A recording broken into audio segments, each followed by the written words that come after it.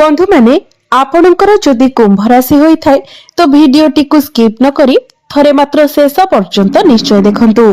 आपणकर व्यस्त बहुल समय मध्यरु आपण 10 मिनिट समय निज पई दियंतु एवं निजर भविष्यत विषय जानंतु। कारण कुंभ राशि व्यक्ति विशेष मानकर जीवन एही पवित्र महाशिवरात्रि ठारू बदलिबाकु जाउछि। कारण ग्रह नक्षत्र मानकर चलन रे एक बहुत बड़ परिवर्तन हेबाकु जाउछि, जहा फଳରେ आपणक जीवन रे चलिथिबा समस्त दुख कष्ट एवं समस्यार अंत हेबाकु जाउछि। पुनर्बार एही महाशिवरात्रि ठारू आपणकर जीवन को खुशी फेरिबाकु जाउछि। एही महाशिवरात्रि ठारू आपणकर राशि रे चतुर्ग्रही जोगर निर्माण हेबाकु जाउछि। आपणकर राशि सूर्य बुध मंगल एवं शुक्र चयन करिवे। बुध हेउछंती आपणकर पंचम भावर अधिपति एवं शुक्र हेउछंती आपणकर भाग्य भावर अधिपति। बुध एवं शुक्र आपणकर राशि रे लक्ष्मी नारायण राजयोगर निर्माण करुछंती, जहा फଳରେ आपणकर भाग्य रे एक बहुत बड़ परिवर्तन हेबाकु जाउछि। आपणकर जीवन रे एपरि किछि घटिबाकु जाउछि जहा आपण स्वप्न। एही महाशिवरात्रि ठारू आपणकर जीवन रे किछि खास हेबाकु जाउछि। अनेक दिगरु आपणको लाभ प्राप्ति हेबाकु जाउछि। अनेक गुडिए खुशी मध्य आपणको मिलिबाकु जाउछि।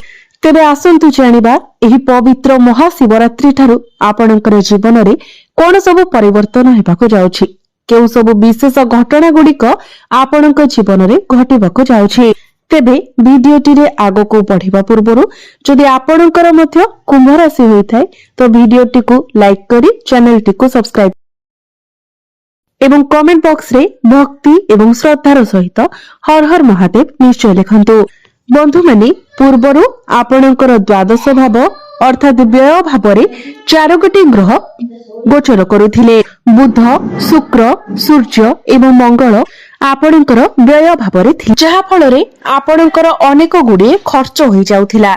बहुत अधिक अजथा खर्च हेउथिला। आपण जियो भी कार्य रे हाथ देउथिले सेथिरे आपणको सफलता मिलि पारु नथिला। आपणकर स्वास्थ्य मध्ये खराब रहुथिला। आपणकर धन जनित समस्या देखा देउथिला। घोर आर्थिक संकट देई आपण गति करुथिले। आपण बहुत अधिक मानसिक चाप मध्ये रहुथिले। शिक्षा क्षेत्र रे भाग्य आपणकर साथ देउ नथिला। आपणकर बिजनेस रे मध्ये अनेक गुडी लॉस हेउथिला। आपण ऋण नेइथिले किंतु ऋण सुझिबाकू आपण समर्थ होई पारु नथिले। ऋण करजर भार आपणको ऊपर बढ़ी जाइथिला। आपणकर गृह परिवार रे हस खुशीर वातावरण नथिला। आपणकर शिक्षा क्षेत्र रे समस्या देखा देउथिला। आपणकर अननेसेसरी खर्च हेउथिला। समाज रे आपणकर मान सम्मान कम होई जाइथिला। आपणको चाकरी टिए प्राप्ति होई पारु नथिला। संतान संतति पाई आपण चिंतित थिले। आपणकर व्यापार वाणिज्य रे लॉस हेउथिला। प्रेम जीवन रे मध्ये समस्या देखा देउथिला। तेबे एभଳି जहा भी किछि समस्या आपणक जीवन रे लागि रहिथिला ताहा एबे दूर हेबाकु जाउछि। एही महाशिवरात्रि ठारू आपणकर जीवन को पूर्णी थरे खुशी फेरिबाकु जाउछि। आपणकर जीवन रे नूतन सूर्योदय हेबाकु जाउछि। एही महाशिवरात्रि ठारू शुक्र एवं बुध आपणकर लग्न को चलन करिवे। शुक्र हेउछंती आपणकर भाग्य भावर अधिपति। तो एही महाशिवरात्रि ठारू भाग्यर साथ आपणको मिलिबो। प्रत्येक क्षेत्र रे आपणको सफलता निश्चित भाବରେ प्राप्ति हेबो। आपण कोनोसी दूर स्थान को बा धार्मिक स्थान को यात्रा करि पारंती। आपणकर गृह रे किछि शुभ मांगलिक कार्यर आयोजन होई पारे। गुरु मध्य आपणकर पंचम भाବରେ रही आपणकर भाग्य भाव को देखुछंती, जहा फଳରେ आपणकर भाग्य उज्जवलमय हेबाकु जाउछि। एही महाशिवरात्रि परे आपण किछि भूमि जमी प्रॉपर्टी इत्यादि किनि पारंती। नूतन गृह इत्यादि निर्माण करि पारंती। आपणकर कोनोसी पुराना प्रॉपर्टी जहा सेल होई पारु नथिला वर्तमान ताहा आपणकर सेल होई पारे। कोनोसी दिगरु आपणको मोटा अंकर अर्थ प्राप्ति होई पारे। पैतृक संपत्ति रु आपणको लाभ प्राप्ति हेबो। पितांकर सहाय्य सहयोग आपणको प्राप्ति हेबो। व्यापार वाणिज्य क्षेत्र रे आपण बहुत अधिक उन्नति प्रगति करिवे। नूतन व्यापार वाणिज्य आपण आरंभ करि पारंती। व्यवसाय रे आपणकर ग्राहक बढ़िबे। पूर्व अपेक्षा आपणकर आय रे मध्य वृद्धि हेबो। आपणकर संचित अर्थ रे मध्य वृद्धि हेबो। आपणकर फाइनेंशियल ग्रोथ हेबो। आपणकर बैंक बैलेंस बढ़िबो। କାରଣ ଆପଣଙ୍କ ରାଶିର ଅଧିପତି ଶନି ଆପଣଙ୍କର ଦ୍ୱିତୀୟ ଭାବ ଅର୍ଥାତ୍ ଧନ ଭାବରେ ଗୋଚର କରୁଛନ୍ତି, ଯାହା ଫଳରେ ଆପଣଙ୍କର ଧନରେ ବୃଦ୍ଧି ହେବ। ବିଭିନ୍ନ ଦିଗରୁ ଆପଣଙ୍କ ପାଖକୁ ଅର୍ଥ ଆସିବ। ଧନ ରୋଜଗାର କରିବା ପାଇଁ ନୂଆ ନୂଆ ରାସ୍ତା ଆପଣଙ୍କୁ ମିଳିଯିବ। ଆପଣଙ୍କର ଅଟକି ରହିଥିବା ସମସ୍ତ କାର୍ଯ୍ୟ ପୁଣି ଥରେ ଆଗକୁ ଚାଲିବ। ଆପଣ ଆପଣଙ୍କର କ୍ୟାରିୟରରେ ମଧ୍ୟ ବହୁତ ଅଧିକ ଉନ୍ନତି କରିବେ। ଯେଉଁମାନେ ବେରୋଜଗାର ଅଛନ୍ତି, ଯେଉଁମାନଙ୍କ ପାଖରେ କୌଣସି ଚାକିରି ବାକିରି ନାହିଁ, ସେମାନଙ୍କୁ ଏହି ମହାଶିବରାତ୍ରି ପରେ ନୂତନ କର୍ମ ମଧ୍ୟ ପ୍ରାପ୍ତି ହୋଇପାରେ, ନୂତନ ଚାକିରି ପ୍ରାପ୍ତି ହୋଇପାରେ। କୌଣସି ଏମଏନସି କମ୍ପାନୀରୁ ଆପଣଙ୍କୁ ଜବ୍ ଅଫର ଆସିପାରେ। ଆପଣଙ୍କର କର୍ମ ଭାବର ଅଧିପତି ମଙ୍ଗଳ ଆପଣଙ୍କର ଦ୍ୱାଦଶ ଭାବରେ ଅଛନ୍ତି, ଯାହା ଫଳରେ ଆପଣ ଆପଣଙ୍କର କାମ କାର୍ଯ୍ୟକୁ ନେଇକି ବିଦେଶ ଯାତ୍ରା କରିପାରନ୍ତି, କିମ୍ବା ଯେଉଁମାନେ ବିଦେଶରେ ରହି କୌଣସି କାମ କାର୍ଯ୍ୟ କରୁଛନ୍ତି ସେମାନଙ୍କୁ ଅନେକ ଶୁଭ ଫଳ ପ୍ରାପ୍ତି ହେବ। ଯେଉଁମାନେ ମେଡିକାଲ ଫିଲ୍ଡରେ ଅଛନ୍ତି, ହସ୍ପିଟାଲ ଲାଇନରେ ଅଛନ୍ତି, ସେମାନଙ୍କୁ ଶୁଭ ଫଳ ପ୍ରାପ୍ତି ହେବ। ଯେଉଁମାନେ ବିଦେଶ ଯିବାକୁ ଚାହୁଁଥିଲେ ସେମାନେ ମଧ୍ୟ ଏହି ମହାଶିବରାତ୍ରି ପରେ ବିଦେଶ ଯାତ୍ରା କରିପାରନ୍ତି। କର୍ମକ୍ଷେତ୍ରରେ ଆପଣଙ୍କୁ ସମ୍ମାନିତ କରାଯାଇପାରେ, ଆପଣଙ୍କର ପ୍ରମୋସନ ହୋଇପାରେ, କିମ୍ବା ଆପଣଙ୍କର ଟ୍ରାନ୍ସଫର ମଧ୍ୟ ହୋଇପାରେ। ଭଲ କମ୍ପାନୀରୁ ଆପଣଙ୍କୁ ଜବ୍ ଅଫର ମଧ୍ୟ ଆସିପାରେ। ଆପଣଙ୍କର ପଞ୍ଚମ ଭାବର ଅଧିପତି ବୁଧ ମଧ୍ୟ ଆପଣଙ୍କର ଲଗ୍ନକୁ ଚାଳନ କରୁଛନ୍ତି, କେନ୍ଦ୍ରକୁ ଚାଳନ କରିବେ। ପୂର୍ବରୁ ହିଁ ଗୁରୁ ଆପଣଙ୍କର ପଞ୍ଚମ ଭାବରେ ଅଛନ୍ତି। ପଞ୍ଚମ ଭାବଟି ହୋଇଥାଏ ଆପଣଙ୍କର ଶିକ୍ଷାର ଭାବ, ସନ୍ତାନର ଭାବ ଏବଂ ପ୍ରେମ ଜୀବନର ଭାବ।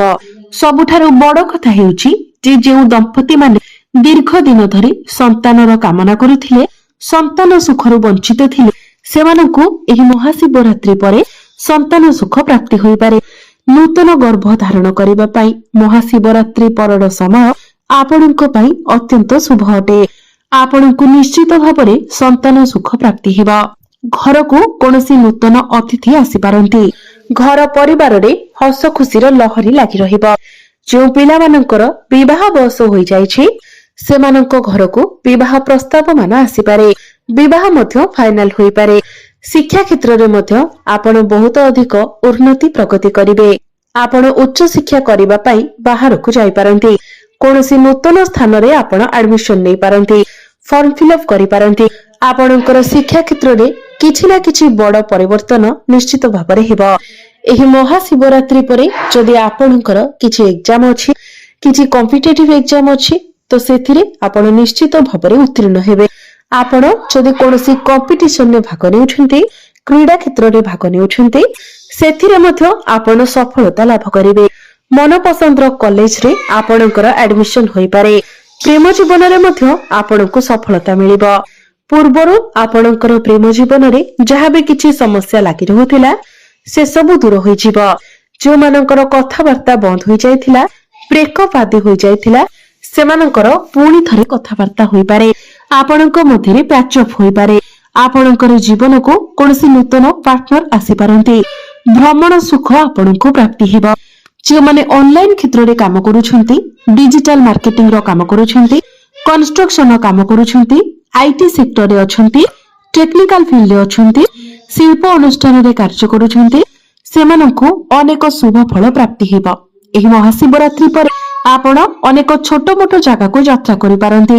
ଯେଉଁ ବ୍ୟକ୍ତି ବିଶେଷ ମାନେ ପୂର୍ବରୁ ଋଣ କରଜର ମାୟାଜାଲରେ ଫସି ରହିଥିଲେ, ସେମାନେ ସମସ୍ତ ଋଣ କରଜର ମାୟାଜାଲରୁ ମୁକ୍ତି ପାଇବେ। ସମସ୍ତ ଶତ୍ରୁ ମାନଙ୍କ ଠାରୁ ଆପଣଙ୍କୁ ମୁକ୍ତି ମିଳିଯିବ। ପୂର୍ବରୁ ଲାଗି ରହିଥିବା ସ୍ୱାସ୍ଥ୍ୟଗତ ସମସ୍ୟାରୁ ମଧ୍ୟ ଆପଣଙ୍କୁ ମୁକ୍ତି ମିଳିବ।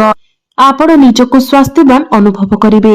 ଯେଉଁମାନେ ସେୟାର ମାର୍କେଟ, ଷ୍ଟକ୍ ମାର୍କେଟ, ଟ୍ରେଡିଂରେ କାମ କରୁଛନ୍ତି, ସେମାନଙ୍କୁ ଆକସ୍ମିକ ଧନ ପ୍ରାପ୍ତି ହେବ। ଆପଣଙ୍କର ବ୍ୟୟ ଅପେକ୍ଷା ଆୟ ଅଧିକ ରହିବ।